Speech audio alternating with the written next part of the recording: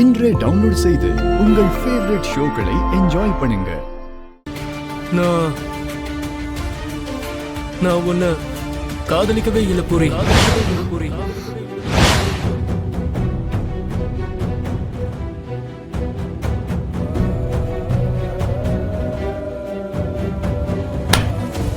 அப்பா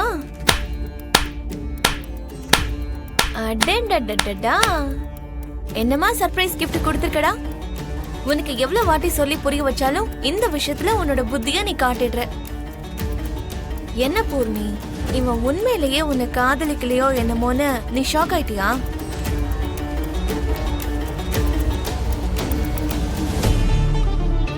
அப்ப சிவா சொன்னது பொய்ங்கிறியா? பொய்யலாம் இல்ல, இதுக்கு இவன் வச்சிருக்கிற பேரு ஷாக்கிங் சர்ப்ரைஸ். உன் தம்பி என்ன காதலிக்கவே இல்லைன்னு சொன்ன அடுத்த நொடியே என் நெஞ்சு நின்னு போற மாதிரி ஆயிடுச்சு அண்ணி.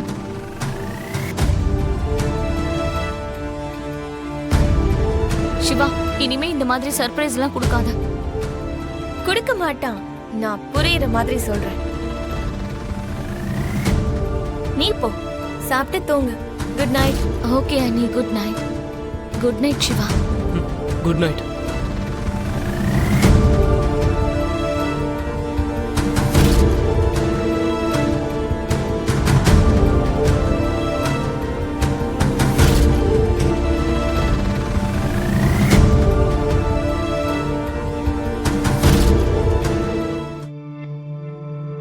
என்னடா, என்ன என்ன பண்ணணும்னு நினைக்கிற?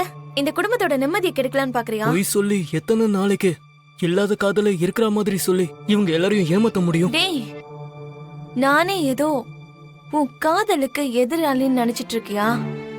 இந்த கல்யாண தேதியை குறிக்கிறதுக்கு முன்னாடி நீ என்கிட்ட ஒரு வார்த்தை சொல்லிருந்தா நானே உன் மாமா கால்ல விழுந்து உண்மையை சொல்லிருப்பேன்.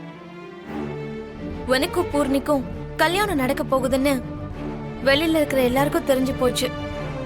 இந்த மாதிரி டைம்ல இந்த குடும்பம் வேண்டான்னு சொல்லிட்டு அந்த குடும்பத்துக்கு மாப்பிள்ளை ஆனா இந்த குடும்பத்தோட மானமே போயிடும்டா. சிவா, உன்னை கையெடுத்து கும்பிட்டு கேட்டுக்கிற, இந்த குடும்ப மரியாதைய தெருவுக்கு கொண்டு வந்து நிறுத்திடாதடா. இந்த வீட்டுல இருக்கிறவங்களுக்கு தலை குனிவை ஏற்படுத்திடாதடா. வேணாண்டா, பிளீஸ்.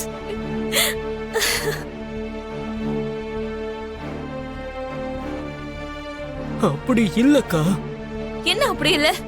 என்னடா சொல்ல வர? பூர்ணிக்கும் உனக்கும் கல்யாணம் நடக்கிற வரைக்கும் பிந்துவுக்கும் உனக்கும் இருக்கிற காதல யார்கிட்டயும் சொல்ல மாட்டேன்னு என் தலை மேல சத்தியம் பண்ண.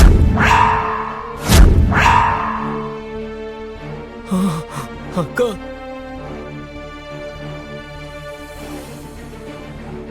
நம்ம ரெண்டு பேருக்கும் அப்பா அம்மா இல்ல.